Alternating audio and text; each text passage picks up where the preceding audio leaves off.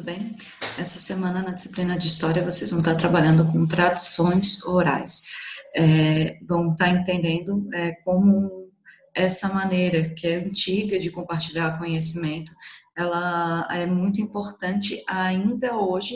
E por que que ela é importante? Falar sobre tradição oral, sobre contar uma história e repassando ela, é tão importante quanto ter um registro dela escrito. Ela trabalha com muito sentimento da pessoa que está contando a história. Tem no meio científico essa maneira de registro, ela não é considerada assim tão, como é que a professora pode dizer, tão válida por causa porque as pessoas que trabalham com esse tema dizem que quem está contando a história, quem está contando a memória, ela acaba colocando muito o seu ponto de vista nela. Então, por isso ela acaba nessa classificação de estudo, ela acaba sendo um pouco desvalorizada. Porém, numa construção de uma sociedade, por exemplo, na construção afetiva de uma família cultural, essas histórias, elas são tão importantes a ponto de muitas delas se transformarem em patrimônio, por causa da representação que elas possuem não só para a comunidade, mas para a família ou para certo grupo de pessoas, por causa do seu impacto emocional através do que foi contado. Pode ser até as lendas, elas são exemplos de histórias que elas começaram a ser contadas de forma oral, por exemplo. A mitologia também, a princípio, ela também era passada de forma oral, não era registrada. Mas por que que ela chegou a ser registrada? Por que que ela chegou a se tornar tão importante desse jeito?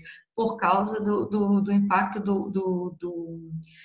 da carga que ela possuía, das pessoas acreditarem tanto naquilo e aquilo se tornar tão verdade para aquele grupo social, que eles viram necessidade de registrar para poder em outras culturas, em outras sociedades também passar essa história.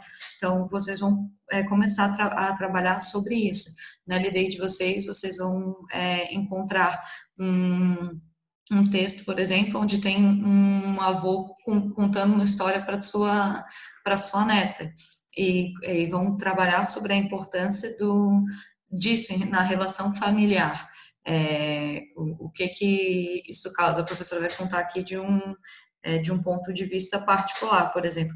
A minha maior memória de infância da professora estar sentada com o avô da professora tomando café, escutando ele contar as histórias da vida dele, as histórias de como era tal lugar quando ele era mais novo, da trajetória da vida dele, do que ele fez, de quando ele se mudou de um lugar para o outro, por exemplo, o que mudou na vida dele.